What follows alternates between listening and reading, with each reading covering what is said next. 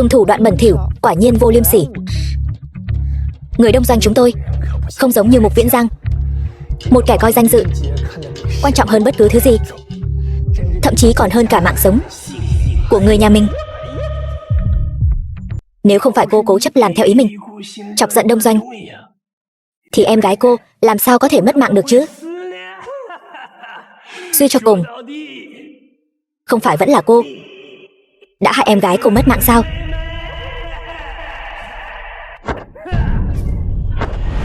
Tiêu rồi, là Tùng Đảo Bách Nhân Trảm. Tay không tấc sắt, làm sao đánh lại đại sư kiếm đạo được? Ta từng dùng thanh đao này lấy 99 cái đầu của võ giả đại hạ. Hôm nay ta sẽ dùng cô để hoàn thành Bách Nhân Trảm của ta.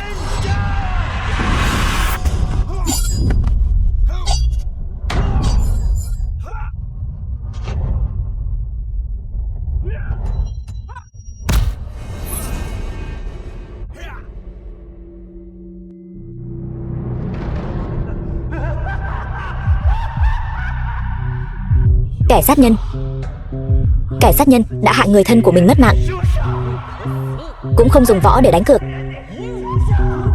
Đừng mà.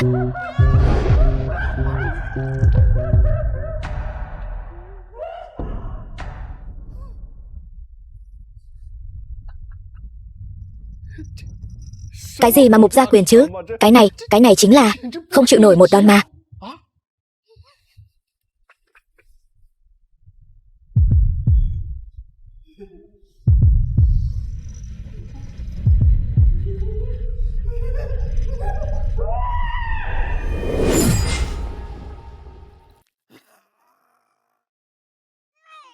Chị.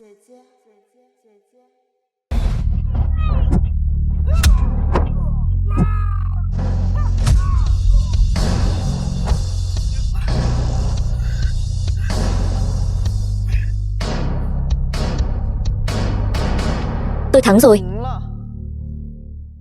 Thắng rồi, Mục tiểu thư thắng rồi. Lương tiên sinh, anh đoán xem Tùng Đảo sẽ mất mạng như thế nào?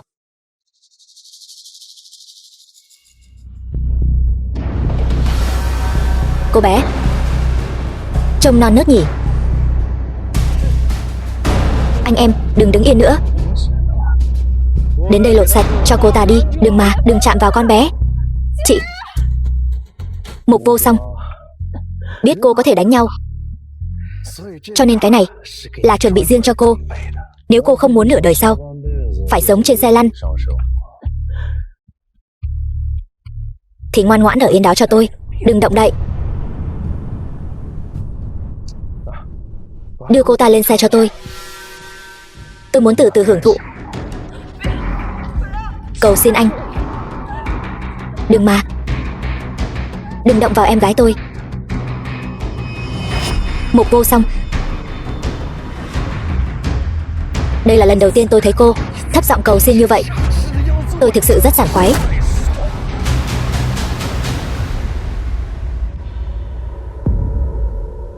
Đáng tiếc,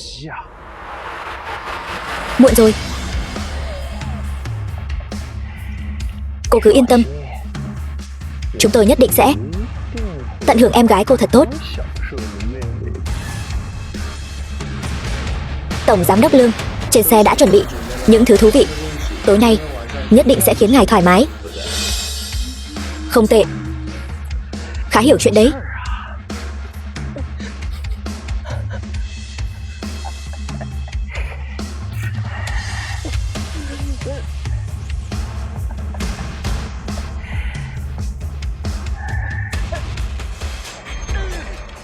Chị.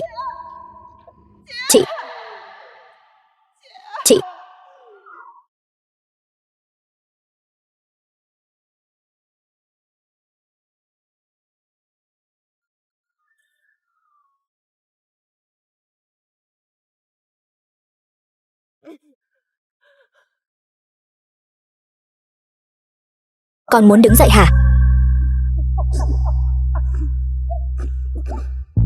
film was translated and narrated by M Media. Đi đi.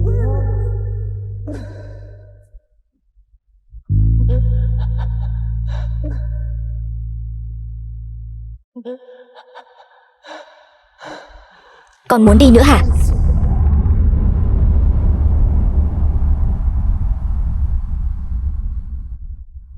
Tổng giám đốc Lương, con nhỏ này, mùi vị thế nào? Cũng không tệ. Chỉ là không chịu được đùa giỡn. Chơi vài cái đã không chịu nổi rồi. Thế nào Mục Vô Song? Tiếng kêu thảm thiết của em gái cô có hay không? Tôi sẽ lấy mạng anh. Đáng tiếc cô không có cơ hội đâu. Một quân cờ vô dụng như cô thì nên bị loại bỏ. Nhưng tôi lại khá thích em gái cô. Hay là thế này, tôi sẽ chơi đùa với cô ta 2 ngày thật vui vẻ trước. Sau đó tôi sẽ tiễn cô ta xuống gặp cô. Thế nào? Dù hóa thành quỷ, tôi cũng không tha cho anh.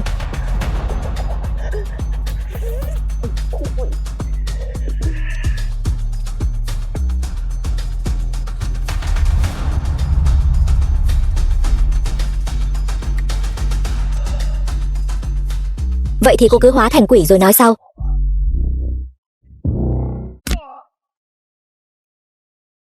Ai?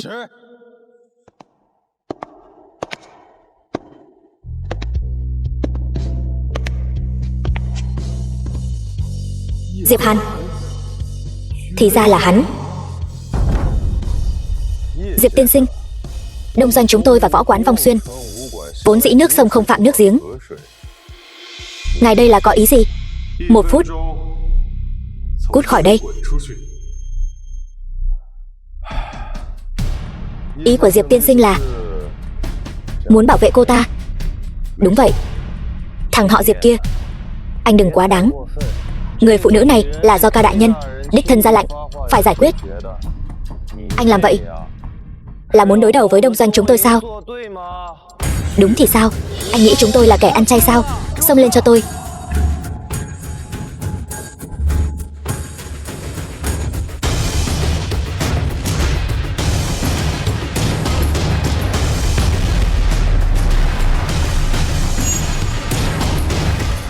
Anh, võ công của Diệp Hàn này không hề suy giảm. Chúng ta phải làm sao? Hôm nay chúng tôi sẽ nể mặt Diệp tiên sinh lần này. Nhưng hãy nhớ, sẽ không có lần sau đâu. Đi thôi.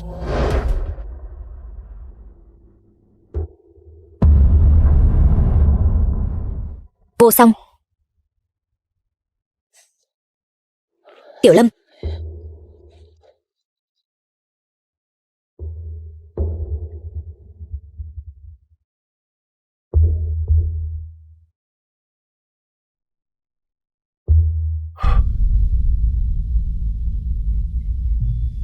Đi gọi xe cứu thương. Không, gọi trực thăng.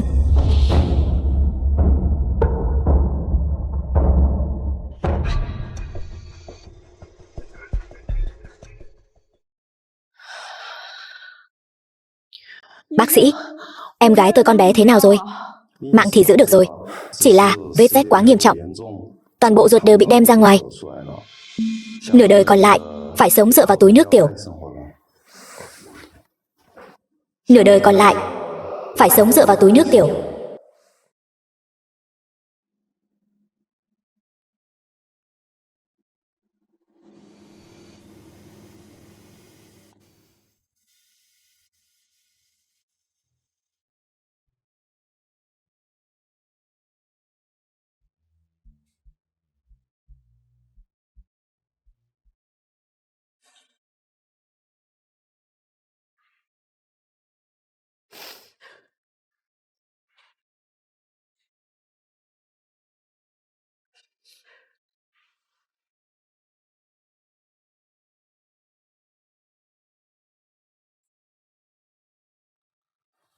Chị.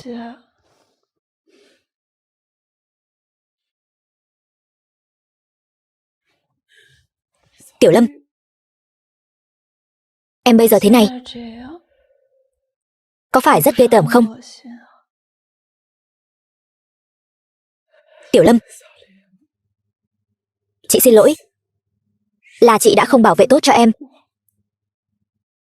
Chị không trách chị đâu. Là em đã làm liên lụy đến chị. 4 năm trước là vậy. Bây giờ cũng vậy.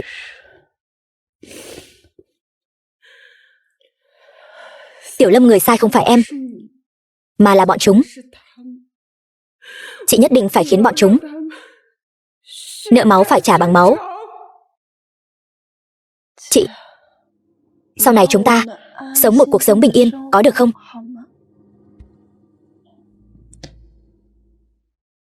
Chị, em nhớ nhà rồi. Ngôi nhà ngày xưa, ngôi nhà ấm áp.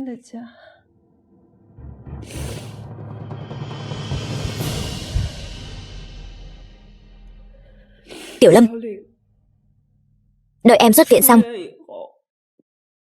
chúng ta sẽ chuyển đến một nơi không ai quen biết chúng ta. Chị hứa với em,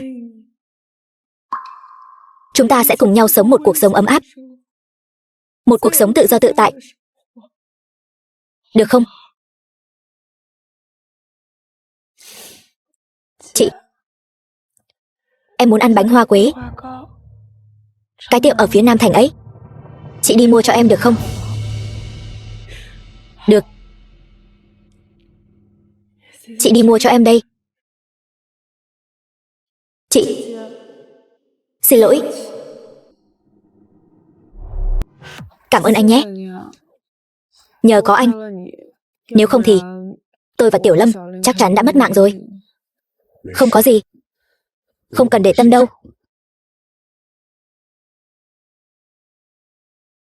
Đợi Tiểu Lâm xuất viện rồi, chúng tôi sẽ rời khỏi đây. Sẽ không quay lại nữa. Là vì người đông doanh sao? Đúng. Nếu không phải vì tôi, Tiểu Lâm cũng sẽ không gặp phải tai họa này. Mặc dù tôi rất muốn cô gia nhập võ quán Vong Xuyên, nhưng tôi biết cô có những cân nhắc riêng của mình. Tôi tôn trọng cô. Cảm ơn.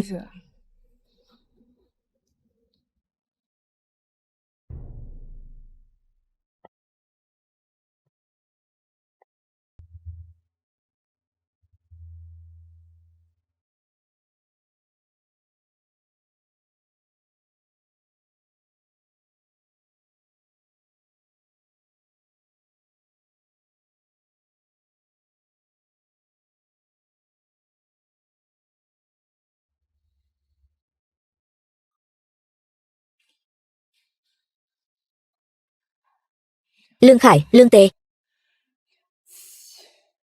tôi sẽ lấy mạng các người. Cô làm gì vậy?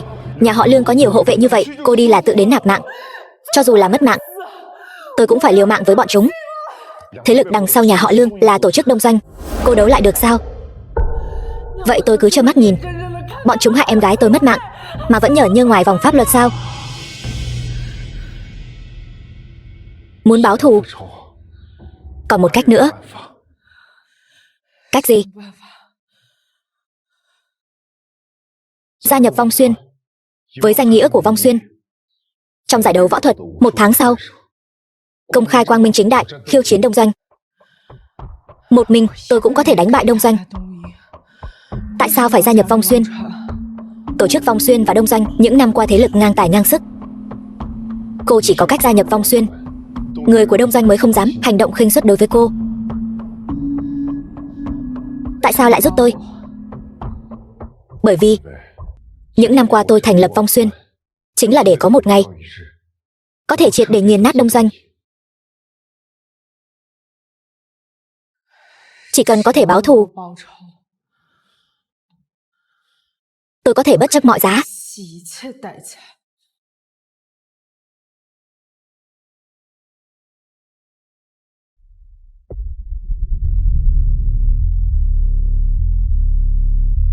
Ca đại nhân, mọi việc đã được thực hiện theo lệnh của ngài. Mục Vô Song đã gia nhập Vong Xuyên sao? Đúng vậy. Hơn nữa, 1 tháng sau, cô ta sẽ đại diện võ quán Vong Xuyên ra trận, đối đầu với đông doanh chúng ta. Xem ra, chỉ có đẩy cô ta vào đường cùng, cô ta mới chịu ra tay. Vậy tiếp theo, hãy truyền tin này cho tất cả các sòng bạc ngầm. Ván cược lớn nhất của đông doanh sắp bắt đầu rồi. Vâng.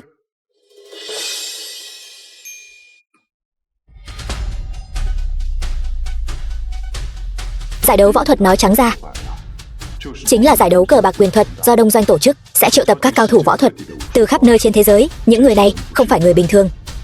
Chiêu thức của họ hiểm độc tàn nhẫn, liên tục không ngừng, thường khiến người ta không kịp đề phòng. Vậy thì điều cô cần làm bây giờ là học lại quyền pháp. Không ngờ giờ đây tôi cũng bước lên con đường này. Vô Song, chúng ta không giống những người đó. Chúng ta chưa bao giờ dùng võ thuật để mưu lợi hại người. Chúng ta làm tất cả những điều này đều là để những người bị hại có được công lý.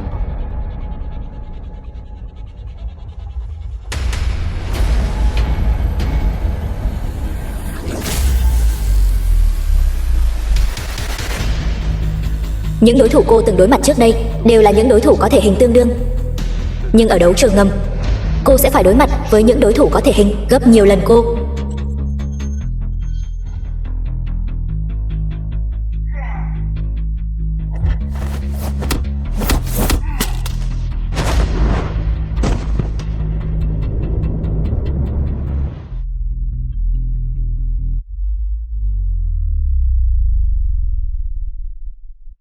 Lấy yếu thắng mạnh, tạm tránh mũi nhọn, chờ thời cơ hành động, đánh bất ngờ để giành chiến thắng.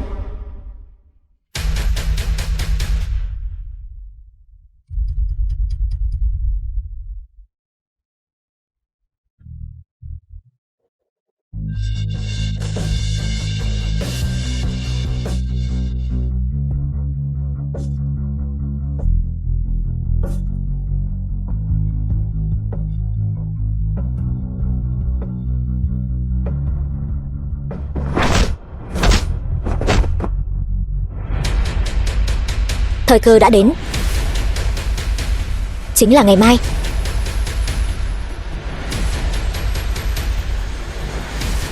Tiểu Lâm, cuối cùng chị cũng có thể báo thù cho em rồi.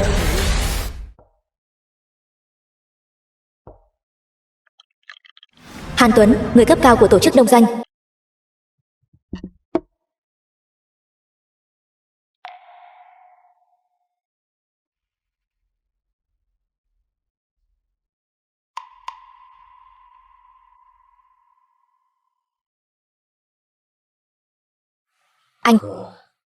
Anh xem cái này, thư khiêu chiến. Tôi biết rồi. Mục Vô Song ngày mai sẽ đến khiêu chiến đông doanh, đúng không? Vậy mà anh vẫn nhàn nhã như vậy sao? Người phụ nữ Mục Vô Song này không dễ đối phó đâu. Nếu cô ta thắng cuộc khiêu chiến, đông doanh chúng ta sẽ phải mặc cô ta xử lý. Thắng sao? Cô ta có thắng nổi không?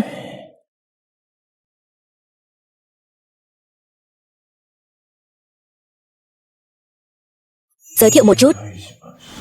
Tùng Đạo, cao thủ của tổ chức đông doanh. Vị này là đại sư kiếm đạo Tùng Đạo.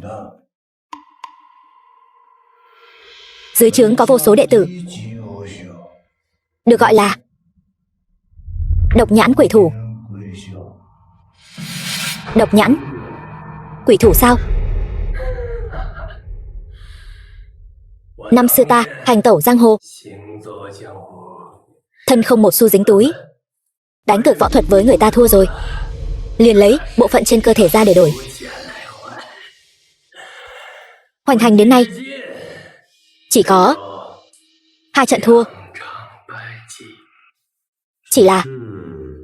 Chỉ dựa vào võ thuật thôi thì có thể thắng sao?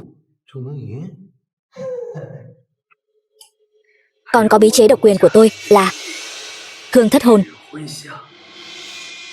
Người ngửi phải, tâm thần bất an. Khi thi đấu tự nhiên sẽ hoảng loạn.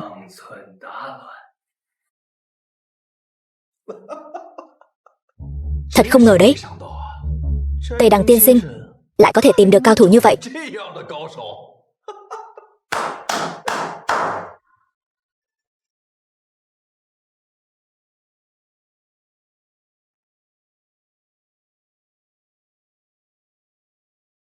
Vậy thì Hàn tiên sinh thì sao?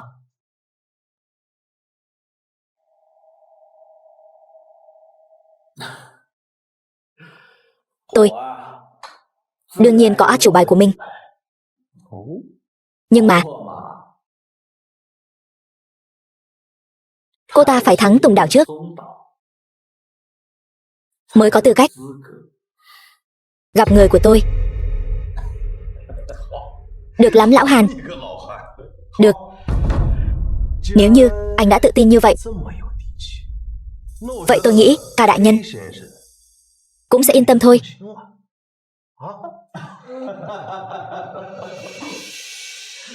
Chỉ cần Mục Vô Song ngày mai dám đến tham gia thi đấu thì cứ để cô ta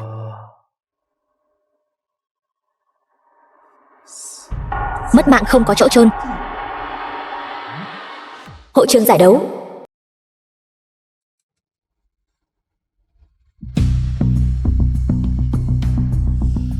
Đến từ võ quán nào? Vong Xuyên. Nói nhảm gì thế? Đường đường là võ quán Vong Xuyên, lại cử một con nhóc danh như cô đến sao? Cút ngay.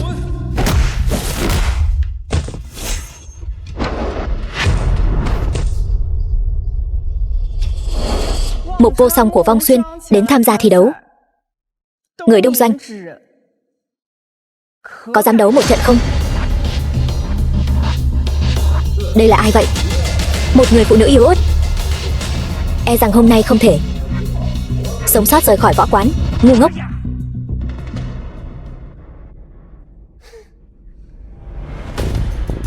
Cứ tưởng đại hạ đã cử đến cao thủ tuyệt thế nào, ai ngờ lại là một người phụ nữ gầy gò ốm yếu. Cô có biết quy tắc ở đây của chúng tôi không? Biết chứ. Kẻ thắng làm vua, kẻ thua tùy ý xử lý. Rất tốt. Người đâu? Mang giấy sinh tử đến đây. Giấy sinh tử.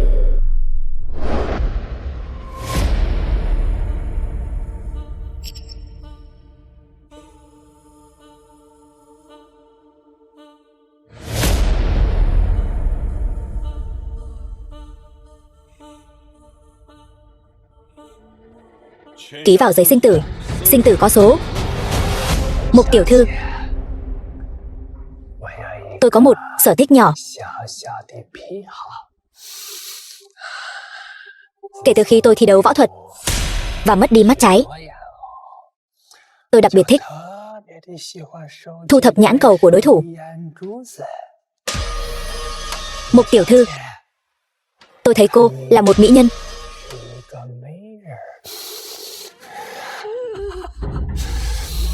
Nhãn cầu của cô tôi nhất định sẽ cẩn thận bảo quản cho cô.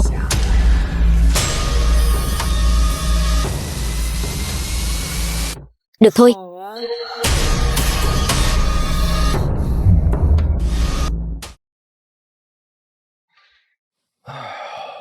Diệp tiên sinh, nếu Vong Xuyên thua thì sẽ bị sáp nhập vào dưới trướng của đông doanh đấy. Thắng bại chưa định. Bây giờ nói những lời này e rằng còn quá sớm. Năm xưa đông doanh đã sai lầm mới để anh thoát được một mạng. Đáng tiếc là anh lại không biết trân trọng, thậm chí còn liên kết với nhà họ Mục để chống lại đông doanh. Đông doanh đã làm điều ác mấy chục năm, hại vô số võ giả đại hạ, sớm đã phải trả giá rồi. Được thôi. Vậy hôm nay chúng ta hãy xem ai còn, The ai film mất. was translated and narrated by M Media.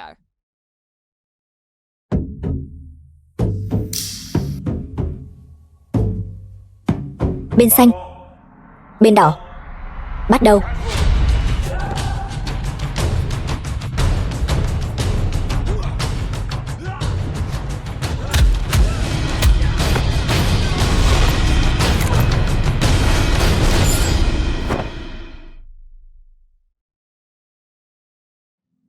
Cha của cô trước đây là một đại sư võ thuật.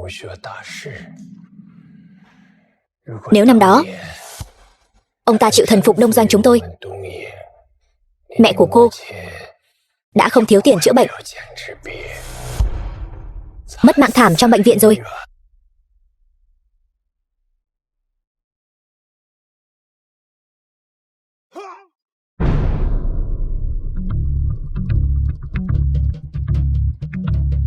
Dùng thủ đoạn bẩn thỉu, quả nhiên vô liêm sỉ.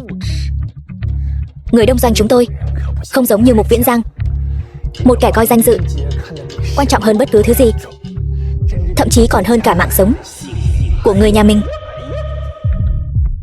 Nếu không phải cô cố chấp làm theo ý mình, chọc giận Đông Doanh, thì em gái cô làm sao có thể mất mạng được chứ? Suy cho cùng, không phải vẫn là cô đã hại em gái cô mất mạng sao?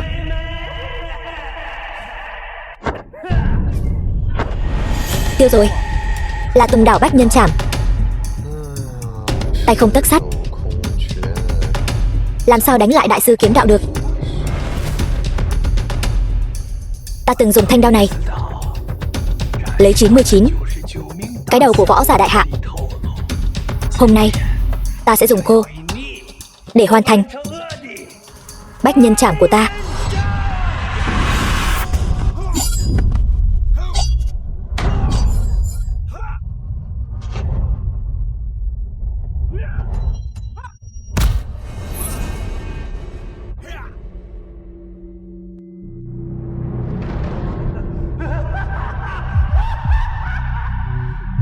Kẻ sát nhân đã hại người thân của mình mất mạng, cũng không dùng võ để đánh cược.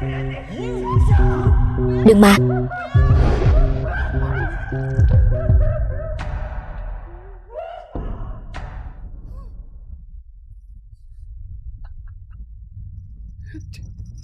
Cái gì mà Mục gia quyền chứ?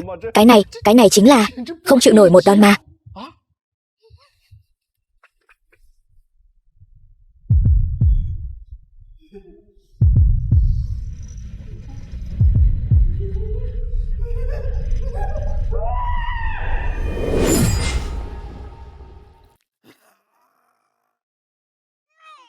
Chị.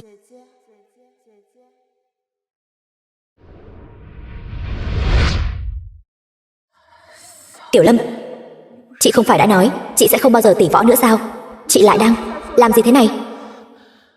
Tiểu Lâm, chị chỉ muốn báo thù cho em, để đám người đó phải trả giá. Chẳng lẽ chị vẫn không hiểu sao? Nếu như lúc đó chị và ba sớm thỏa hiệp, thì em và mẹ đã không mất mạng rồi. Bây giờ người đều đã mất mạng rồi, chị làm tất cả những điều này có ích gì chứ? Hóa ra em lại nghĩ như vậy. Chị đối đầu với họ sẽ không có kết quả tốt đâu. Hãy từ bỏ cái gọi là kế thừa võ thuật đi.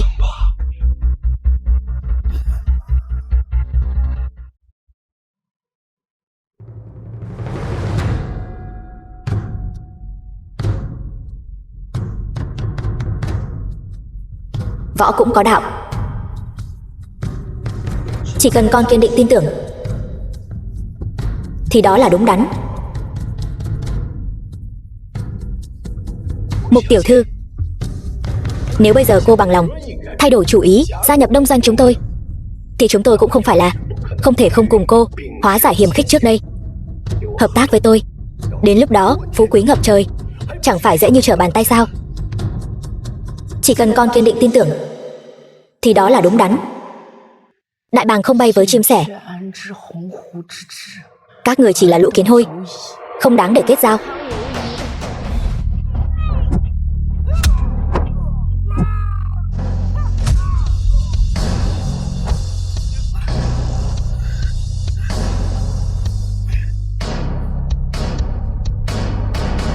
Tôi thắng rồi. Thắng rồi, Mục tiểu thư thắng rồi. Lương tiên sinh, anh đoán xem Tùng Đảo sẽ mất mạng như thế nào?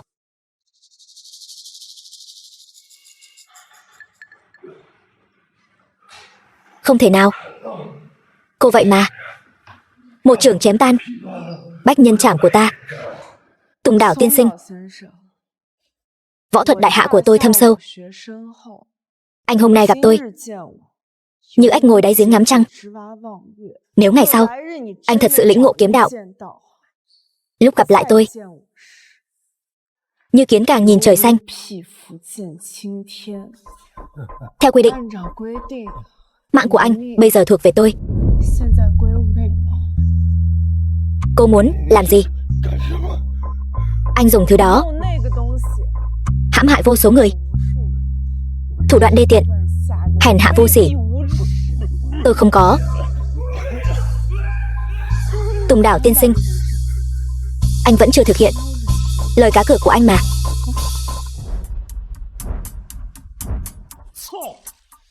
Đồ vô dụng. Tùng Đảo mà các người tìm không phải rất lợi hại sao? Thua nhanh như vậy, ông có ích gì chứ? Chuyện này có thể trách ta sao? Là phụ nữ đại hạ của các người quá lợi hại rồi. Ta còn tổn thất một đại tướng. Ông giải thích với tôi có ích gì chứ? Ông đi giải thích với ca đại nhân đi. Tôi nói cho ông biết, nếu trận đấu hôm nay không thắng được, cái đầu của ông và tôi đều sẽ rơi xuống. Gớp cái gì chứ? Người đông doanh của bọn họ không chịu nổi một đòn. Người Hàn Quốc của chúng tôi không phải vô dụng đâu. Anh đừng úp mở nữa, mau đưa người lên đây.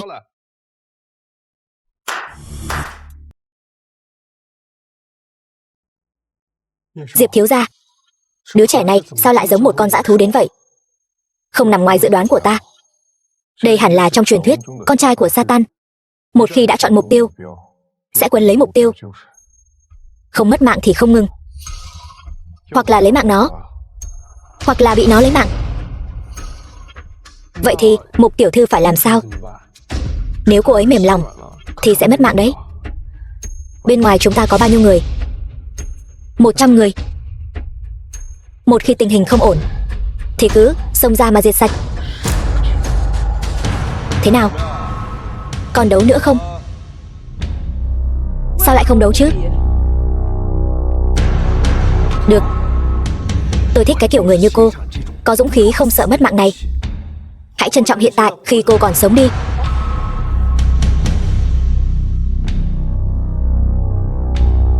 Bên xanh, bên đỏ. Ván thứ 2 bắt đầu. Đứa trẻ này chắc là người mà cha đã nhắc đến, con trai của Satan. Người Hàn Quốc đã bí mật huấn luyện hắn từ nhỏ. Sát nhân là bản năng khắc sâu vào xương tủy. Chiêu thức quỷ dị, khó mà đoán trước. Đối đầu với loại người này, cách duy nhất khả thi chính là lấy tĩnh chế động.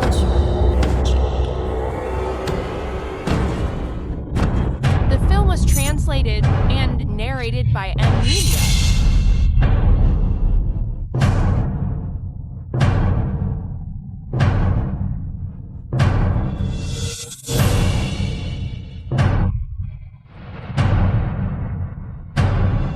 Làm sao đây? Tôi căn bản không theo kịp tốc độ của đứa trẻ này. Thân pháp của đứa nhóc này quỷ dị, vô song không thể phản ứng. Diệp tiên sinh, anh thấy chưa? Hay là anh cứ chuẩn bị trước. Hợp đồng chuyển nhượng Vong Xuyên đi. Hợp đồng là chuyện nhỏ. Đông doanh các người e rằng còn muốn mạng của chúng tôi hơn. Đúng vậy. Hôm nay các người thua. Không chỉ Vong Xuyên thuộc về Đông doanh, mà ngay cả mạng của anh và Mộc Vô Song cũng phải bỏ lại đây. Vậy thì phải xem anh có bản lĩnh đó không. Mất mạng đến nơi còn cứng miệng. Được, chúng ta cứ chờ xem.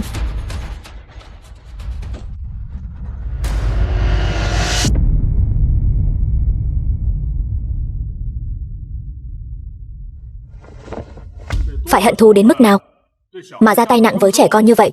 Tổ chức Satan anh còn không biết sao? Mạng của trẻ con trong mắt bọn chúng căn bản không phải là mạng, mà chỉ là công cụ để bọn chúng cá cược kiếm tiền.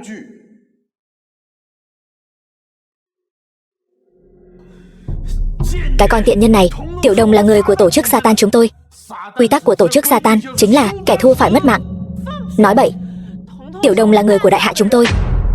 Sinh tử của nó không đến lượt Hàn Quốc các người quyết định. Chuyện này là sao? Dễ dàng như vậy đã bị Mục Vô Song thuần phục. Thằng nhóc danh này, anh bảo tôi nó gọi là con trai của Satan sao? Cái này tôi cũng không biết nữa. Cái này. Này, đừng hoảng, tôi còn có chiêu sau. Này, anh nhanh lên.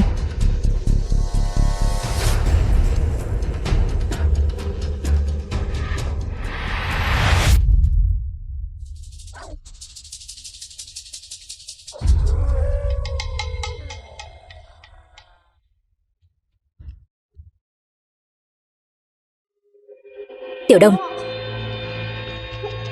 Tiểu Đông, nhóc sao vậy?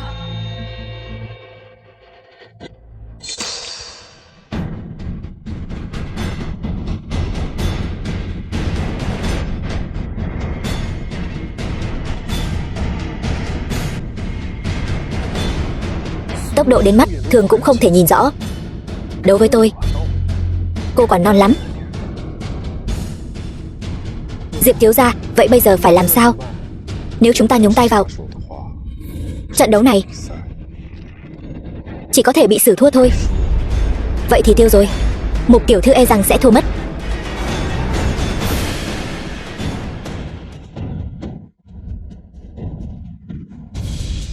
Đánh đấm gì nữa?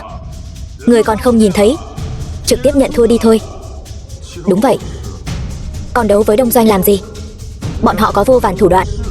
Cô có lợi hại đến mấy cũng vô ích thôi.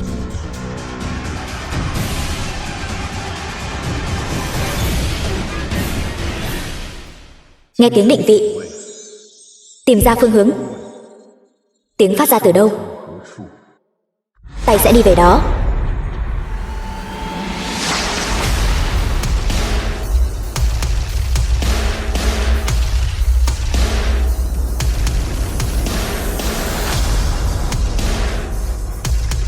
Đây là đánh quyền mù sao?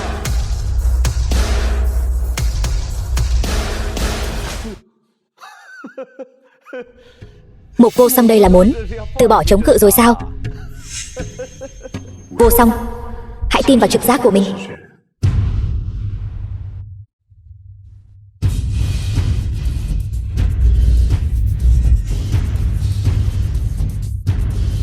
Không còn nhiều thời gian nữa, tôi phải nghĩ cách chế phục Tiểu Đông.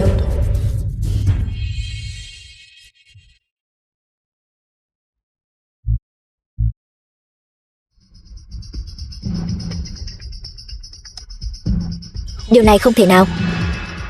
Nghe tiếng đoán vị trí cần phải tập trung thính giác cao độ. Cô ta làm sao có thể? Người phụ nữ này rốt cuộc đã luyện ngũ giác đến cảnh giới nào rồi? Anh, làm sao bây giờ? Sắp thua rồi. Sợ cái gì? Bây giờ thời gian đã gần hết rồi. Chỉ cần thằng nhóc này giữ vững, chúng ta sẽ thắng.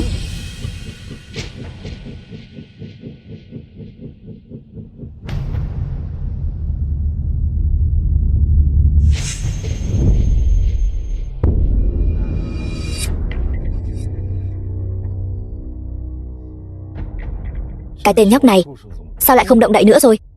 Rốt cuộc nó muốn làm gì? Không biết nữa.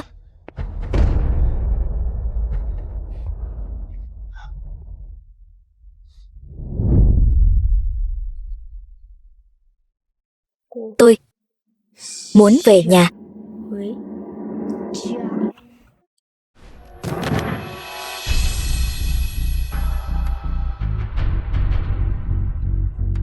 Không.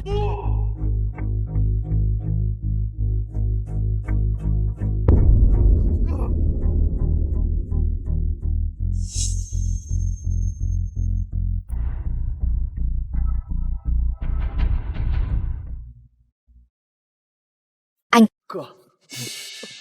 Sao có thể chứ? Sao có thể thua được chứ? Sao lại không thể? Có bao nhiêu đôi mắt ở đây đều đang nhìn kìa.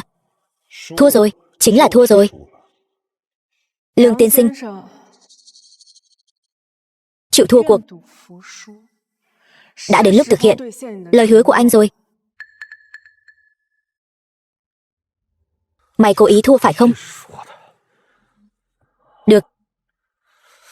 Ông đây muốn mày mất mạng. Người thua là anh, liên quan gì đến nó? Không liên quan sao? Ông đây đâu phải là người mù. Nó cố ý không ra tay tàn độc. Nó cố ý muốn tôi thua. Nó cố ý muốn tôi mất mạng. Vậy thì sao? Sinh tử đã định. Hôm nay, cho dù là Thiên Vương có đến, cũng không cứu được anh.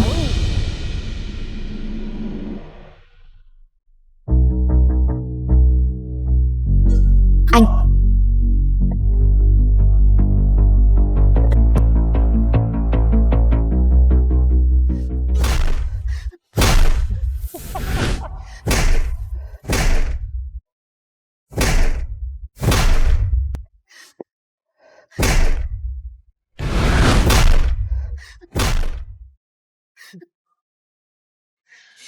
Vô song.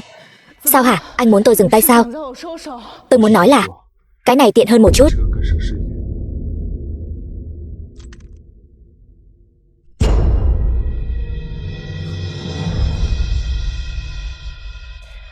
Sao hả?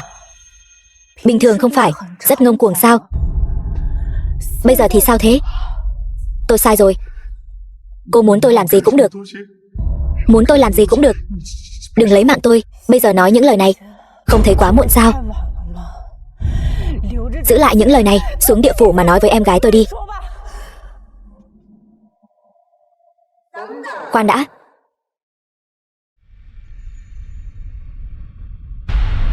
Động đến người của Đông Doanh ta. Đã được ta đồng ý chưa? Nói như vậy, cô là lão đại của Đông Doanh sao? Phải. The film was Lui xuống. translated and narrated by M Media. Cô không sợ mất mạng sao? Tôi cá là một tiểu thư, sẽ không nổ súng. Chuyện lấy mạng người này Đông Doanh sẽ làm, nhưng một tiểu thư tuyệt đối sẽ không.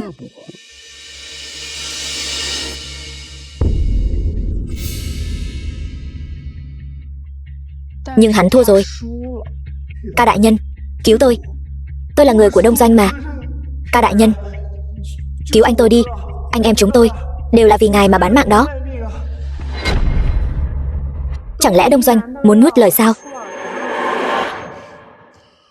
Đương nhiên là không. Muốn lấy mạng hay muốn lấy thịt, một tiểu thư cứ tự nhiên. Tôi đang làm việc cho ngài đấy. Ngài lúc trước đã nói mạng của em trai anh cũng không muốn nữa sao?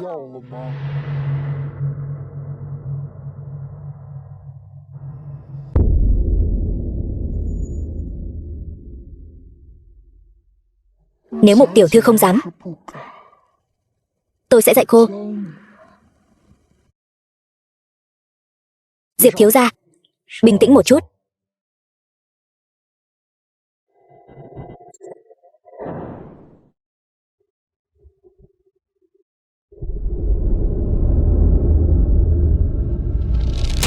Xem ra Mục tiểu thư vẫn còn mềm lòng. Nên biết rằng hôm nay nếu cô không lấy mạng hắn, ngày sau người mất mạng chính là cô. Tôi còn chưa cần cô dạy tôi phải làm gì.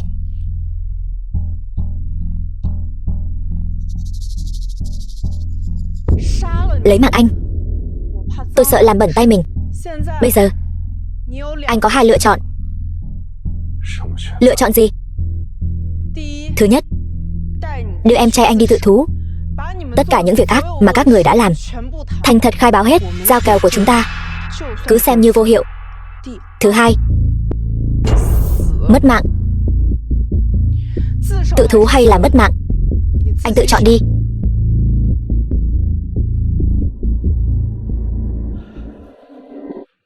Tôi sẽ tự thú, nhận tội.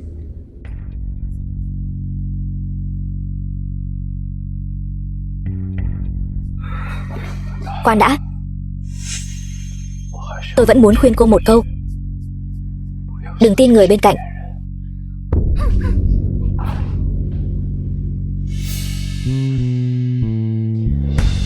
Anh không sợ tôi thật sự lấy mạng hắn, trở thành một kẻ sát nhân sao? Tôi tin cô sẽ không làm vậy đâu. Mục tiểu thư, trận đấu vẫn chưa kết thúc đâu. Đấu quyền 3 hiệp thắng cả 3 mới là thắng. Huống hồ Lương Khải chẳng qua chỉ là một con chó của Đông Doanh, thắng hắn thì chẳng có tác dụng gì. Ý gì vậy? Thắng ta, Đông Doanh sẽ nghe lời cô. Còn nữa, ta muốn đưa Tiểu Đồng đi. Được. Người đâu? Đưa lên đây.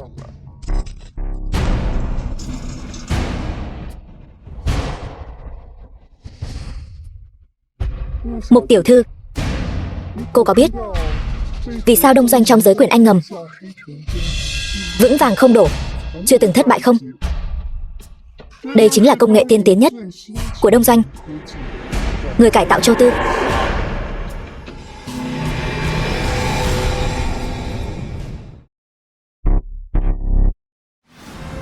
Châu Tư, người cải tạo.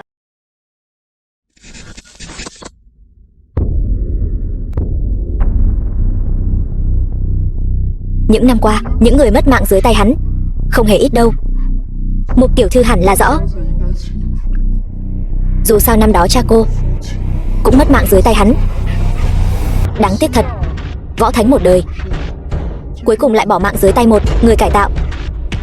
Nhưng Đông Doanh vẫn phải cảm ơn cha cô nhiều hơn. Nếu không phải nhờ ông ấy, Đông Doanh cũng sẽ không được cả thế giới biết đến.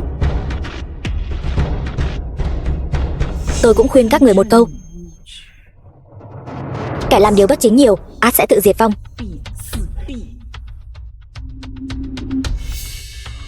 Mục tiểu thư, kẻ thắng làm vua.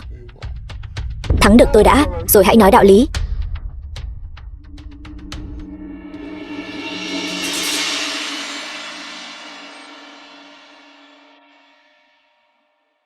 Thiếu gia, lần này Mục tiểu thư đối đầu với Châu Tư, anh có mấy phần tự tin? Một phần. Châu Tư này lợi hại đến vậy sao? Châu Tư tuy là một người được cải tạo, nhưng mà hắn đã kết hợp các chiêu thức của hàng triệu võ sư trên thế giới, không ngừng tăng cường học hỏi và tự rèn luyện. Hàng triệu sao?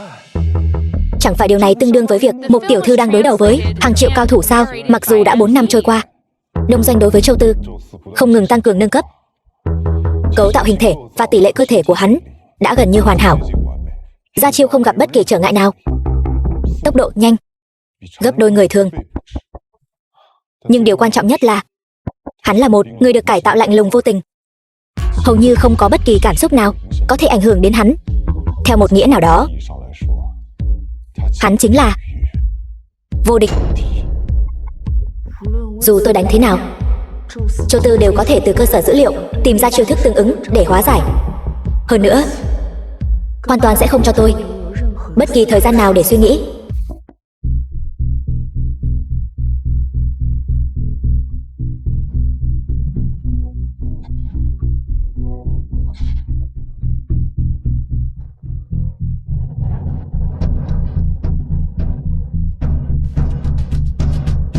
Tại sao? Hắn dường như có thể phán đoán chính xác mỗi lần tấn công của tôi. Mục tiểu thư có phải rất tò mò vì sao Châu Tư có thể dự đoán suy nghĩ của cô không? Bởi vì tôi đã xóa sạch dữ liệu của Châu Tư trước đây, chỉ giữ lại dữ liệu của một mình Mục tiểu thư. Châu Tư đã biết tất cả kỹ năng của cô, nắm rõ mọi đường quyền của cô. Nói cách khác, hắn chính là cô, và là một người ưu tú hơn cô. Diệp thiếu gia, vậy chẳng phải Mục tiểu thư đang tự đánh với chính mình sao? Phải.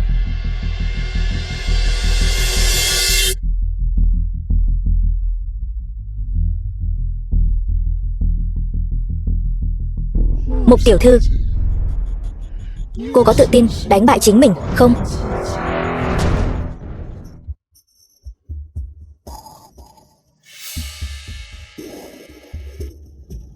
Tên này đúng là phiên bản nâng cấp của Mục tiểu thư. Không chỉ quen thuộc với Mục gia quyền, thể lực còn vượt xa người thường. Thế này thì đánh thế nào đây?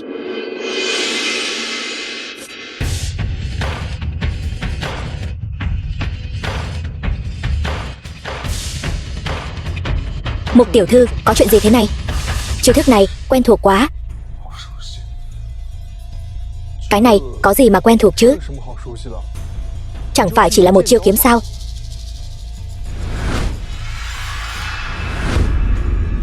Thì ra lại là chiêu này. Mục tiểu thư, 10 năm trước, đối thủ mà cha cô không thể đánh bại, giờ đây cô có thể thắng không? Chiêu mà Mục tiên sinh chịu đó bao nhiêu năm qua, giới võ thuật vẫn không thể đột phá. Chẳng lẽ Mục tiểu thư thật sự sẽ thua sao? Không, vẫn còn cơ hội. Vẫn còn cơ hội sao? Hiện tại tuy đã rơi vào thế bí, nhưng Vô Song vẫn còn cơ hội. Lần này Vô Song phải vượt qua tâm ma. Yên là đúng vậy. Giờ đây phá vỡ cục diện chỉ có thiên nhân hợp nhất. Thiên nhân hợp nhất sao? Cô có làm được không? Làm sao cô biết tôi không làm được? Mục Viễn Giang cả đời cũng không thể lĩnh ngộ, cô cũng xứng sao?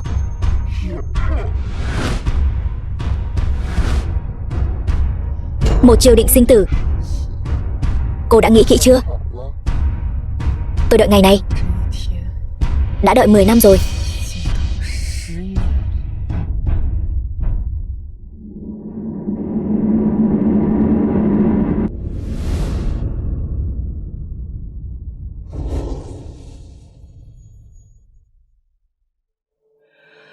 Hướng tử cầu sinh. Ván này không phải cầu sinh, mà là đang cầu tử.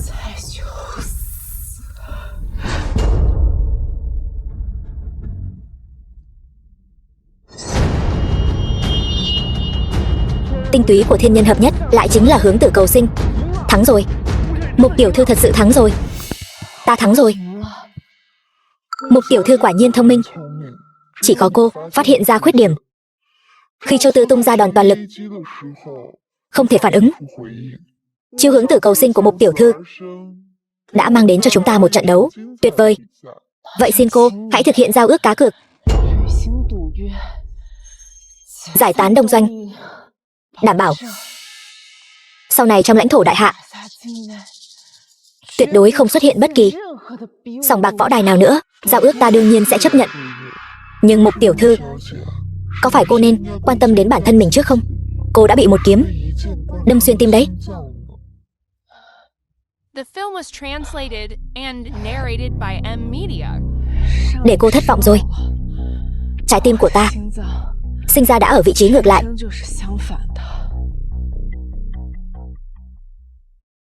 Quả nhiên vẫn là Mục tiểu thư cao tay hơn. E rằng danh tiếng của Mục tiểu thư đã sớm vang khắp hang cùng ngõ hẻm rồi. Ý gì vậy? Phát hiện sòng bạc đấu quyền ngầm, đánh đổi mạng sống lấy tiền, hãm hại trẻ em, thu thập nội tạng.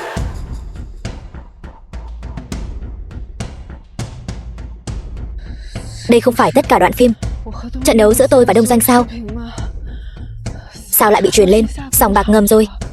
Đúng vậy, cô xem, bây giờ có rất nhiều người đặt cược, có hàng tỷ người. Từ lần đầu tiên cô đối đầu với Tùng Đảo đã có rồi. Tất cả những điều này rõ ràng là có người đã lên kế hoạch tỉ mỉ. Lên kế hoạch tỉ mỉ sao? Có ý gì? Từ lần đầu tiên cô giao đấu với người Đông Doanh đã rơi vào bẫy của cô ta rồi. Võ nghệ của Mục tiểu thư quả nhiên rất cao siêu. Cô và người Đông Doanh đoạn phim thi đấu đã bị lan truyền đến các sòng bạc lớn và trên mạng. Thế mà đã thu hút được rất nhiều sự chú ý đấy. Thì ra đoạn phim thi đấu của tôi với người Đông Doanh thật sự là cô đã đăng lên mạng sao? Tại sao cô lại làm như vậy? Tôi còn có thể vì cái gì nữa? Đương nhiên là vì tiền. Tổ chức Đông Doanh, nguồn kinh tế lớn nhất chính là cá cược quyền Anh. Chỉ cần cung cấp cho khán giả một trận đấu sảng khoái và kịch tính, họ sẽ tự nguyện đưa tiền đến tay cô. Kiếm loại tiền đen tối này, cô không cảm thấy lương tâm bất an sao? Cô có biết có bao nhiêu người đã mất mạng vì loại cờ bạc này không? Mạng sống của họ thì liên quan gì đến tôi? Tôi chỉ cần tiền. Hơn nữa, những người cờ bạc đó chẳng phải là tự làm tự chịu sao? Chẳng lẽ họ không muốn một đêm phát tài sao? Sự trả thù mà tôi nghĩ thì ra lại là một âm mưu. Vô song, phải làm sao đây? Tôi phải làm sao đây? Tôi đã hại biết bao nhiêu người.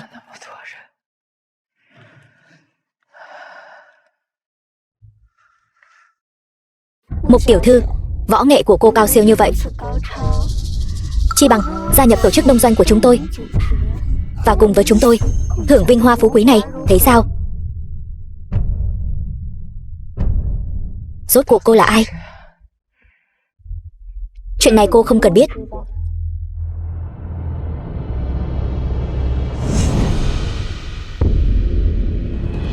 Em là Tiểu Lâm sao?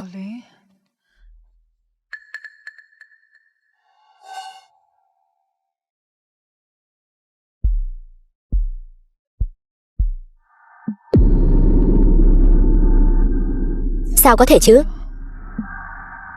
Ngày đó rõ ràng chị đã tận mắt nhìn thấy em đã mất mạng rồi. Tôi biết cô rất sốc. Trong mắt cô, tôi luôn là hình ảnh một cô em gái ngoan ngoãn. Thế nào? Cảm giác bị người thân phản bội không dễ chịu chút nào phải không? Không thể nào. Điều này không thể nào. Tiểu Lâm, có phải em đã bị người của tổ chức đông doanh lợi dụng rồi không? Trong chuyện này chắc chắn có hiểu lầm gì đó. Em nói cho chị biết đi. Bị lợi dụng sao? Tất cả những chuyện này đều là do tôi tự biên tự diễn.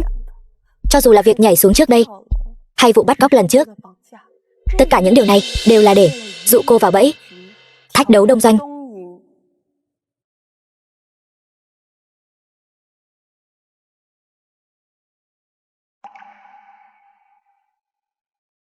Những thủ đoạn thông thường không thể nào khiến Mục Vô Song cam tâm tình nguyện tham gia đánh quyền anh ngầm. Lần này chúng ta sẽ cho cô ta một liều thuốc mạnh.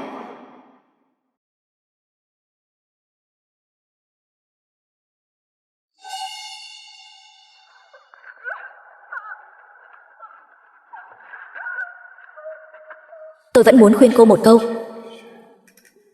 Đừng tin người bên cạnh.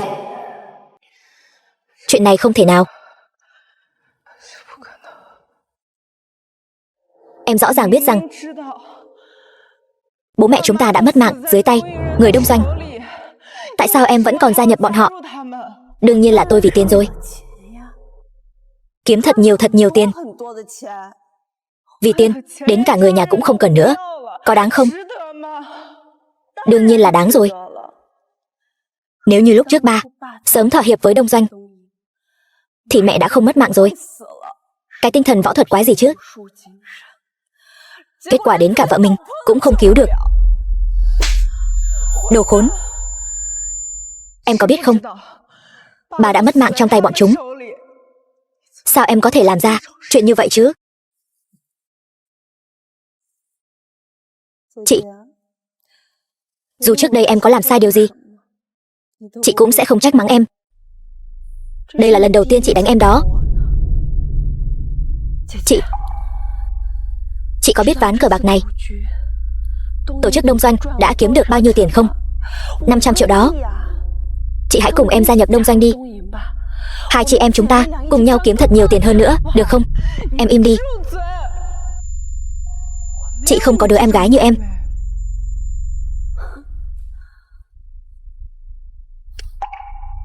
Chị không gia nhập cũng không sao.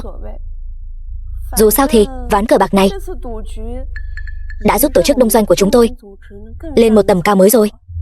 Em còn phải cảm ơn chị nữa chứ. Đúng rồi, có một bí mật em muốn nói cho chị biết. Người thắng cuộc trong ván cờ bạc này không chỉ có mỗi đông doanh chúng tôi đâu. Em nói gì cơ? Diệp đại thiếu gia. Lần này anh cũng đã lợi dụng chị tôi để kiếm không ít tiền đúng không?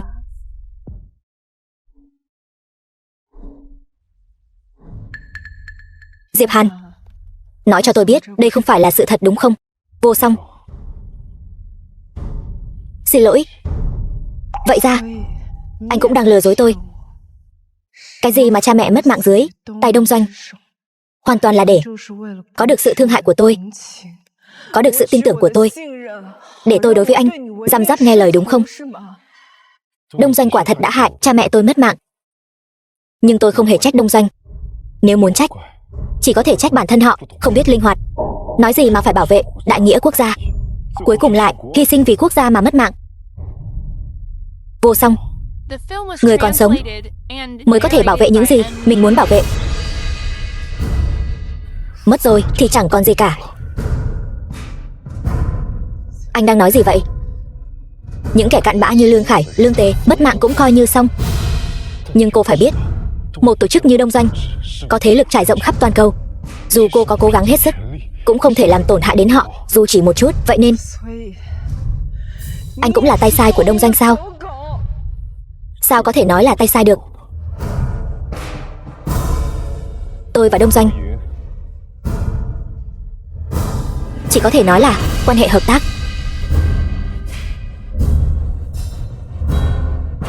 Chị đừng cố chấp nữa. Không gia nhập tổ chức Đông Doanh chỉ có 2 chữ thôi, đó là mất mạng. Vậy thì cô cứ lấy mạng tôi đi. Tôi mất mạng cũng không thèm đồng lõa với lũ tay sai Đông Doanh. Quả nhiên là con gái ngoan của ba, cứng đầu cứng cổ như hắn. Nhưng không sao cả, tôi có rất nhiều cách.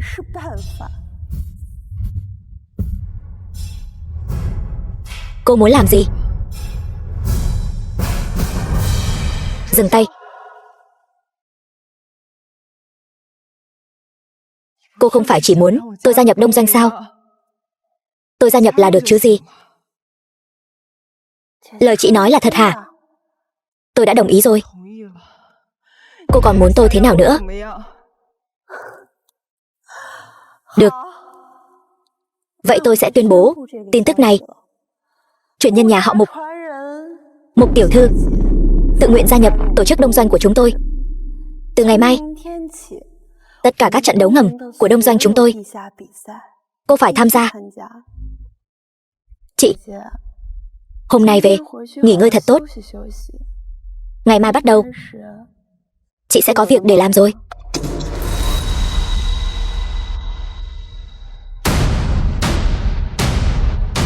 Vô Song, cô sao vậy? Đừng chạm vào tôi. Tôi thật ngốc, bị các người xoay như trong chóng. Tôi vất vả luyện quyền, cuối cùng lại trở thành công cụ kiếm tiền của người khác.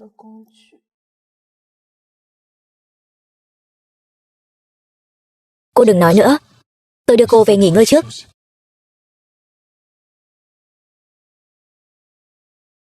Tôi không cần sự thương hại của anh. Từ nay về sau, tôi không muốn gặp lại anh nữa.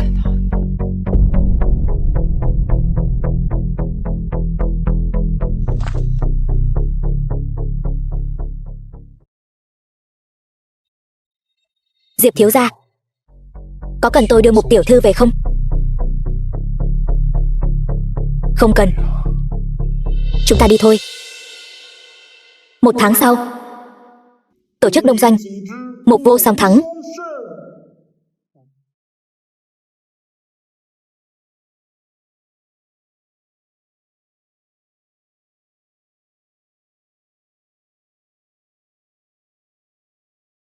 Võ thuật đại hạ, lấy nhân làm gốc. Đấu không làm tổn thương người. Khi nghèo thì dừng lại.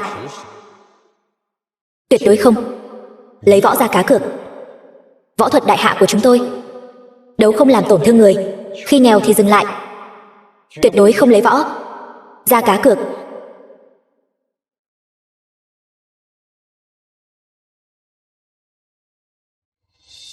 Vậy tôi sẽ tuyên bố tin tức này. Truyền nhân nhà họ Mục, Mục tiểu thư, tự nguyện gia nhập tổ chức Đông Doanh của chúng tôi.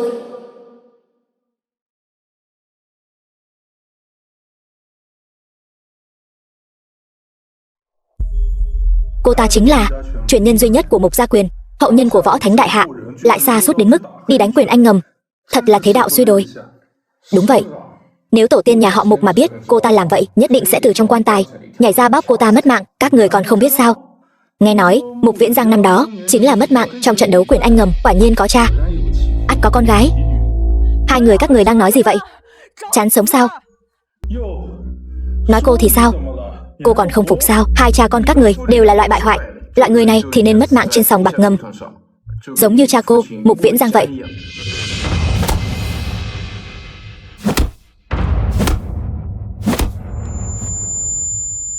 Hôm nay tôi sẽ thay tổ tông cô, dạy dỗ cô cái đầu bất hiếu này một bài học. Buông cô ấy ra. Ông lại là con sâu bọ từ đâu chui ra vậy? Cút đi, đừng xen vào chuyện của người khác. Tôi đã báo cảnh sát rồi đó. Chẳng mấy chốc cảnh sát sẽ đến. Lát nữa các người không ai chạy thoát được đâu. Coi như ông giỏi. Vô Song. Vương sư thúc. Sư thúc sao lại đến đây? Con nói con là một cô gái lớn rồi, sao lại ở trên phố uống rượu gây rối? May mà ta kịp thời đến nơi, bằng không tính mạng con khó mà giữ được. Con bây giờ thế này, không ra người, không ra ma, thả mất mạng đi còn hơn. Lần trước con thi đấu với người cải tạo, chúng ta đều đã thấy, mọi người đều thấy rất đặc sắc. Con không nên tự sa ngã như vậy. Tin tức con gia nhập Đông Doanh, cả đại hạ đều đã biết. Sư thúc cũng đã biết rồi sao? Ta biết. Sư thúc cũng là đệ tử của nhà họ Mục. Sư thúc có phải cũng cảm thấy con đã làm mất mặt tổ tiên nhà họ Mục rồi không? Hồi đó khi võ quán Thần Võ đến gây rối, là con đã chủ động ra tay giúp ta giữ lại võ quán. Một câu con nói lúc đó, ta bây giờ vẫn còn nhớ. Kẻ nào phạm đại hạ ta, dù xa cũng phải diệt. Vô Song, ta tin trong lòng con có nỗi khổ riêng. Cảm ơn sư thúc. Không ngờ sư thúc là người duy nhất đứng về phía con. Đông Doanh làm nhiều điều ác, ở đại hạ ta đã phạm vô số tội ác. Ta có lòng diệt giặc, nhưng không có sức chống cự. Vô Song, nếu có bất cứ điều gì có thể giúp được con cứ việc phân phó. Đây là chuyện của một mình con. Con không muốn kéo thêm nhiều người vô tội vào chuyện này. Chẳng lẽ con muốn đánh Quyền Anh ngầm cả đời sao? Người như con, có lẽ mất mạng trên võ đài là bến đỗ tốt nhất rồi. Nếu ta nói ta có cách đánh bại Đông Doanh thì sao? Ta quen một vị kiểm sát viên, ông ấy là người chính trực. Chuyện của Đông Doanh ngay khi vừa lộ ra, ông ấy vẫn luôn điều tra việc này. Nếu con có đủ chứng cứ, nhất định có thể loại bỏ khối u độc này. Không đơn giản như vậy đâu. Thế lực của Đông Doanh ăn sâu bén rễ chẳng chịt. Sức mạnh của một mình vị kiểm sát viên đó e rằng khó mà chống lại. Đúng vậy, cho nên mới cần sự giúp đỡ của con. Vậy con có thể làm gì? Muốn triệt để loại bỏ Đông Doanh thì nhất định phải biết tất cả danh sách các cấp cao. Những cấp cao này đã thâm nhập vào những bộ phận quan trọng của đại hạ. Chỉ khi loại bỏ những nhân sự cấp cao này mới có thể triệt để nhổ tận gốc khối u độc này. Danh sách nhân sự cấp cao ở Đông Doanh, ai sẽ có danh sách như vậy? Ta đoán chỉ khi ngồi vào vị trí của Ca đại nhân mới có thể tiếp xúc với tất cả các cấp cao. Danh sách rất có thể nằm trong tay cô ta. Ca đại nhân không phải là Mục Lâm sao? Kể từ khi đến Đông Doanh thì tôi chưa từng gặp lại con bé nữa. Nếu khó quá, không, Vương sư thúc, con nhất định sẽ tìm cách lấy được. Người yên tâm. Được, ta đợi tin của con. Con cứ đến võ quán tìm tôi bất cứ lúc nào. Vương sư thúc, vậy con xin phép đi trước. Cảm ơn người đã cho con hy vọng để sống tiếp. Con phải cẩn thận gấp đôi. Tuyệt đối đừng quá vội vàng. Đúng rồi, quên chưa nói với con. Tiểu Đông đã bị đưa đi rồi. Con biết rồi. Muốn tìm được danh sách nhân sự cấp cao thì phải thông qua những hoạt động thường ngày của Tiểu Lâm.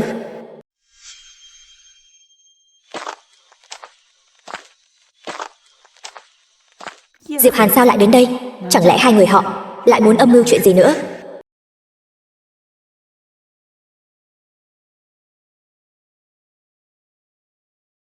Lui xuống.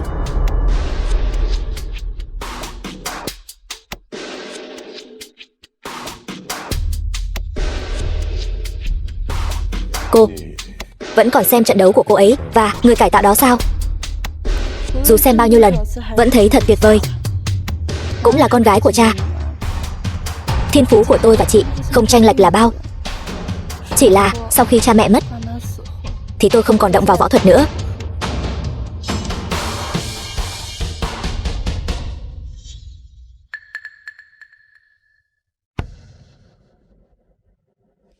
Diệp thiếu gia, nếu như anh và chị đã chia tay rồi, hay là anh thử cân nhắc em xem thế nào? Cô có ý gì? Đều là người trưởng thành rồi. Chuyện này anh còn không hiểu sao?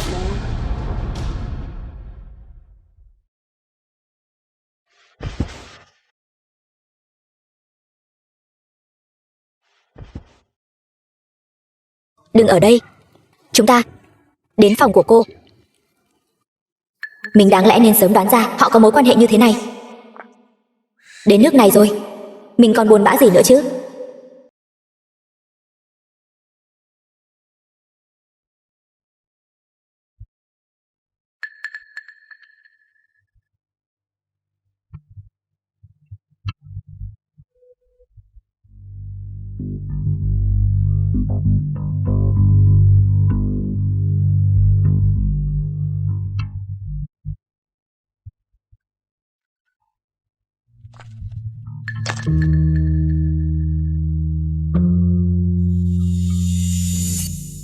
Con bé sẽ giấu đồ ở đâu đây? Với thân thủ của con, thâm nhập vào nội bộ đông doanh không hề khó khăn. Chỉ là đông doanh rất lớn, tìm một danh sách thật sự cần một chút thời gian. Ta không hiểu rõ về ca đại nhân lắm, nhưng ta biết cô ấy là một người cực kỳ cẩn trọng. Danh sách quan trọng này nhất định được giấu ở nơi cô ấy cho là an toàn nhất. Nơi an toàn nhất, nếu không phải ở đây thì còn có thể là Tiểu Lâm. Hộp tiền tiết kiệm quan trọng nhất của em được giấu ở đây. Không sợ chị lén lấy sao? Chị sẽ không làm vậy đâu. Hơn nữa em có thể nhìn thấy mỗi ngày. Chẳng phải là nơi an toàn nhất sao?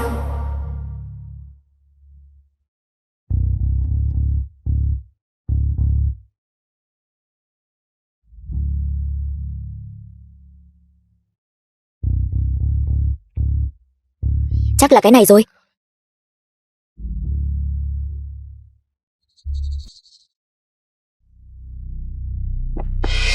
Đây chẳng phải là một tiểu thư sao? Sao lại đổi nghề làm trộm rồi? Tôi không có thời gian nói nhảm với anh, tránh ra. Mục Vô Song, cô tự ý xông vào phòng trà của ca đại nhân, không nên giải thích một chút sao? Anh có thân phận gì mà cũng dám đến chất vấn tôi? Tôi chính là chị gái của ca đại nhân các người. Nếu còn dám nói nhảm với tôi nữa, có tin tôi đánh anh không? Cô đánh tôi một trận là chuyện nhỏ, nhưng tôi chỉ sợ đứa bé đó không chịu nổi một trận đòn đâu. Thế nào, sợ rồi chứ? Nhưng mà nếu cô nghe lời tôi, có lẽ tôi có thể cho đứa bé đó ăn một bữa no nê. Anh muốn tôi làm gì?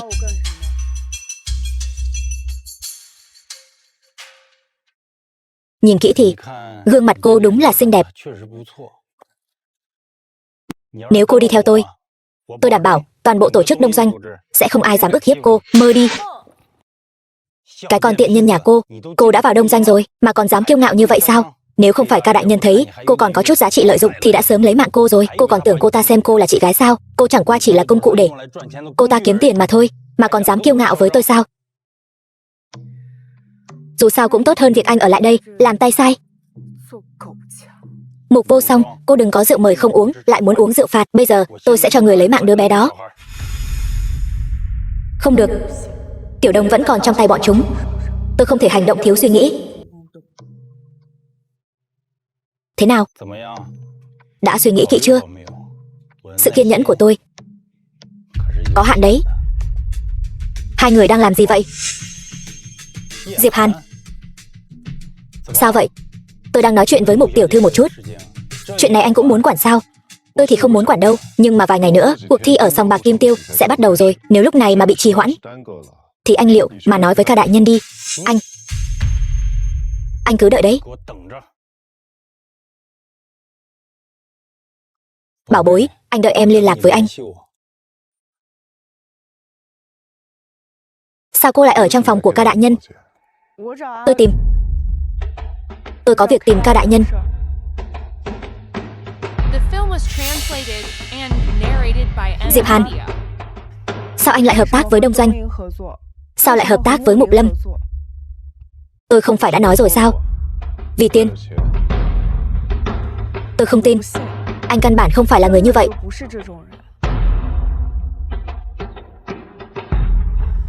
Tôi có thể nhìn ra trong lòng anh có bí mật. Anh có phải là đã cùng cô ta đạt được thỏa thuận gì rồi không? Có phải anh bị cô ta uy hiếp không? Tôi không bị ép buộc. Tất cả đều là tự nguyện. Cô mau rời khỏi đây đi.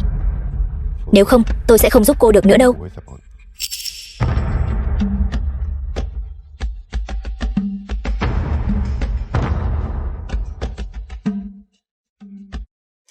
Chắc là cái này rồi. Được, có được danh sách này là có thể nhổ tận gốc tổ chức Đông Doanh. Chỉ là các sòng bạc ngầm của Đông Doanh quá bí mật, muốn tìm ra tất cả vẫn còn hơi khó khăn. Lúc trước khi thi đấu, con đã từng đến những sòng bạc đó, con có thể viết ra cho người. Vậy thì tốt quá. Con viết địa chỉ các sòng bạc ngầm đó cho ta. Ta sẽ mang đi, giao cho kiểm sát viên. Nhưng Tiểu Đồng vẫn còn trong tay bọn chúng. Con sợ bọn chúng sẽ tiêu hủy chứng cứ. Đợi khi hành động bắt giữ bắt đầu, bọn chúng sẽ lo thân không xong. Đến lúc đó, con cứ thừa cơ mà xông vào, đưa Tiểu Đồng đi.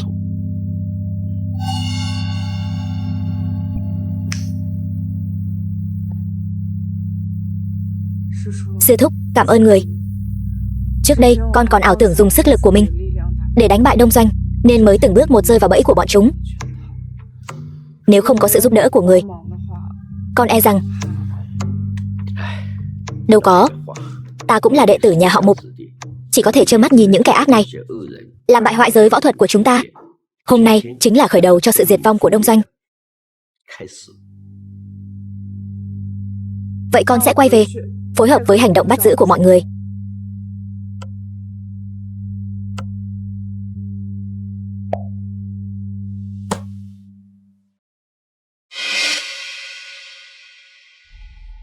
Sao anh không tự mình nói với cô ấy? Cứ nhất định phải để tôi giúp anh truyền lời. Giờ đây nhất cử nhất động của tôi đều bị người ta theo dõi. Một khi bại lộ thì mọi công sức đều đổ sông đổ bể. Để anh phải diễn một vở kịch dài như vậy, thật sự đã vất vả cho anh rồi. Đã lấy được danh sách chưa?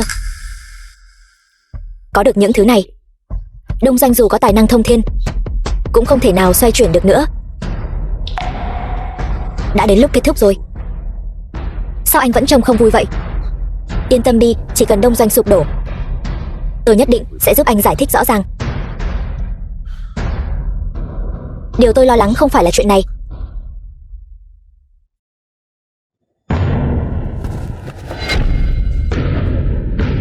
Nói đi, Tiểu Đồng đang ở đâu? Cao đại nhân đã đưa cậu bé lên sân thượng rồi.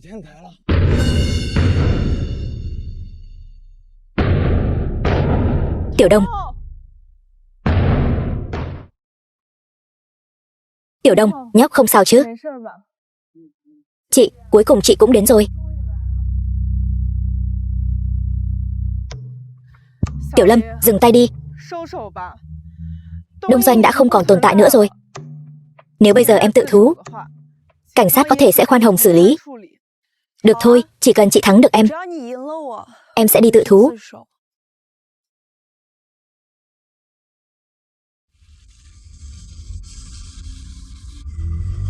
Chị còn nhớ trò chơi mà hồi nhỏ chúng ta thường chơi không? Ai vượt qua vạch này trước thì người đó thua. Hồi nhỏ, chị thường thua em mà. Em làm vậy để làm gì chứ? Em rõ ràng biết mà.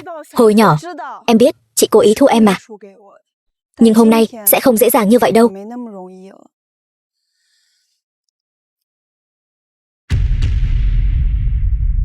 Chiêu này là chiêu mà ba đã dùng năm xưa khi thi đấu với người cải tạo. Sao em lại biết được? Năm đó rõ ràng em không có mặt mà. Đúng vậy. Em đã sớm biết ba đánh quyền anh ngầm rồi. Sự ra đi của ba năm đó em cũng biết rõ mồn một. Em biết ba đã mất mạng trong trận đấu võ năm đó. Em cũng biết chị 10 năm nay vẫn luôn luyện tập chiêu này.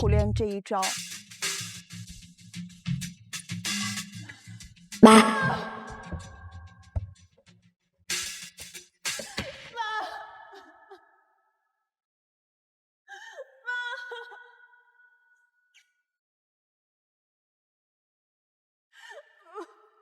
Rõ ràng em biết tất cả mọi chuyện. Tại sao còn gia nhập Đông Doanh và cấu kết với bọn chúng?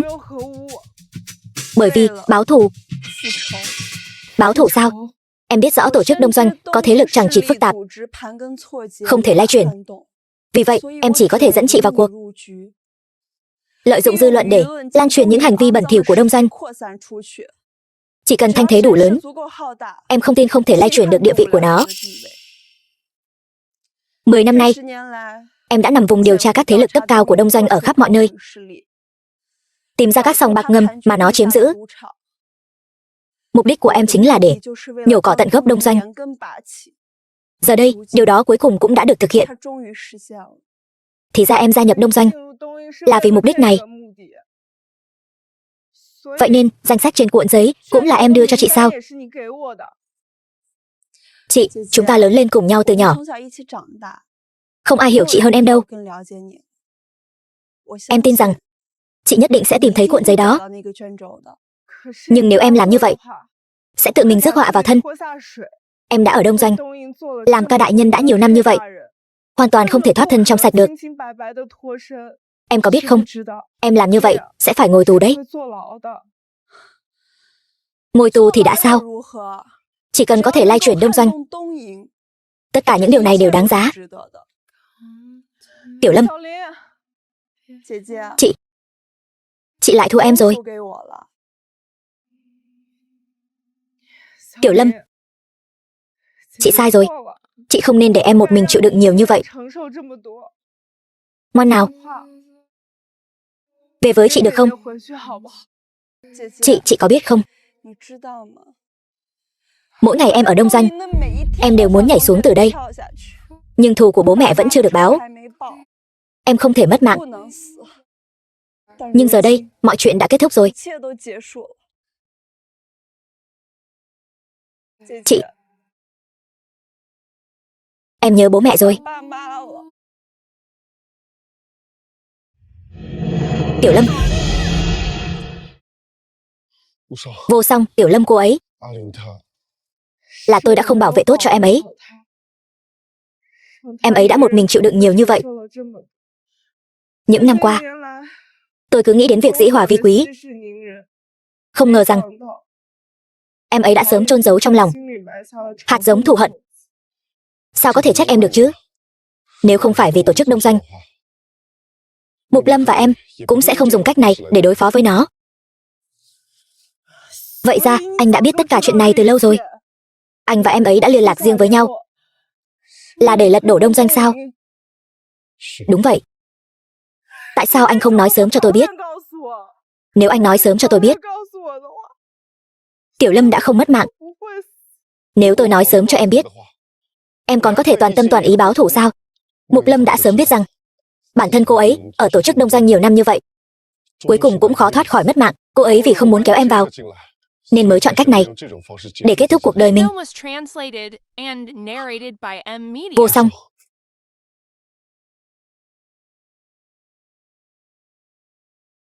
Bên cảnh sát có tin tức báo về. Tổ chức Đông Doanh đã hoàn toàn bị tiêu diệt rồi. Như vậy là tốt rồi. Như vậy thì Tiểu Lâm dưới suối vàng cũng có thể an nghỉ rồi. Những gì cần làm đều đã làm xong rồi. Trên thế giới này, tôi cũng không còn gì vướng bận nữa. Đã đến lúc xuống dưới đó bầu bạn với họ rồi. Sao lại không có chứ? Em còn có tôi mà. Tôi sẽ luôn ở bên em. Anh sao? Diệp Hàn. Đông doanh đã sụp đổ. Đại nghiệp báo thù của anh đã hoàn thành. Giữa tôi và anh cũng không còn quan hệ gì nữa. Được, cho dù em không quan tâm, nhưng tôi chưa bao giờ xem em là người ngoài cả. Bởi vì em còn từng cứu mạng tôi. Lời này là ý gì? Em còn nhớ cái này không? Ơn cứu mạng khắc cốt ghi tâm. Sau này anh sẽ báo đáp em.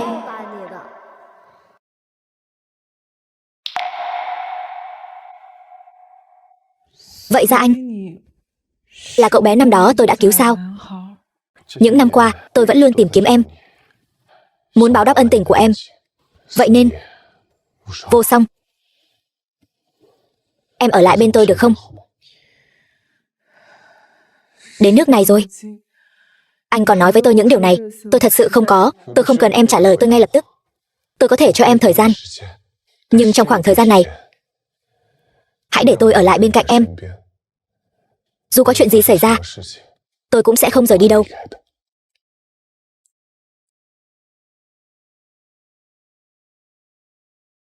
Hít khí vào bụng, dùng lực từ eo. Tổng giám đốc Diệp, dù sao ngài cũng là tổng giám đốc tập đoàn Diệp Thị mà. Sao lại hạ mình làm việc vặt ở cái võ quán tồi tàn nhỏ bé này? Cậu nói nhiều thế làm gì? Tôi đây đều nghe thấy hết rồi đấy.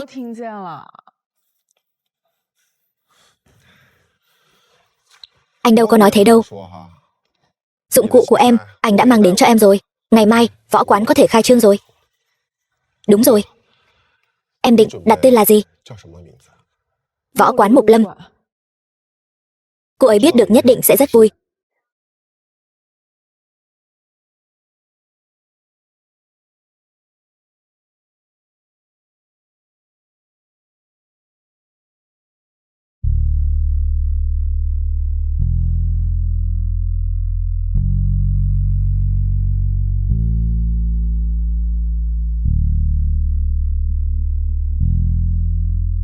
Năm năm sau, để tôi kể cho các cậu nghe này. Năm đó đại sư Karate của Đông Doanh, Tùng Đảo, chắc các cậu đều nghe qua rồi chứ. Đã đến võ quán chúng ta thách đấu. Khí thế của hắn ta rất ngông cuồng. Vừa mở miệng đã đòi quán trưởng của chúng ta ra mặt, nếu không thì sẽ đập phá võ quán này. Rồi sao nữa? Rồi thì đại sư huynh của các cậu đây tiến lên một cú đá bay tên Tùng Đảo đó, bốp, ngay tại chỗ đã quỳ xuống trước mặt tôi, cầu xin tha thứ. Sư huynh, anh thật lợi hại. Đó là đương nhiên rồi. Tôi đây là đệ tử chân truyền của sư thúc quán trưởng. Lúc đó quán trưởng còn chỉ điểm cho tôi vài điều đấy. Đối phó với mấy tên Đông Doanh dễ như trở bàn tay thôi mà. Đáng ghét. Đây chính là võ quán số 1 đại hạ sao? Lại là người Đông Doanh đến thách đấu võ quán phải không? Hiểu lầm rồi. Tôi đến để đưa cho Mục. Người Đông Doanh đúng là không biết rút kinh nghiệm, còn dám đến thách đấu võ quán. Các cậu không sao chứ? Quán trưởng, hắn ta đến để đưa thiệp mời. The film was translated and narrated by M Media. Thiệp mời tham dự tiệc. Các người không có võ đức. Xin lỗi nha. Tôi sẽ bảo đệ tử của tôi bồi thường tiền thuốc men cho anh. Đừng chạy mà.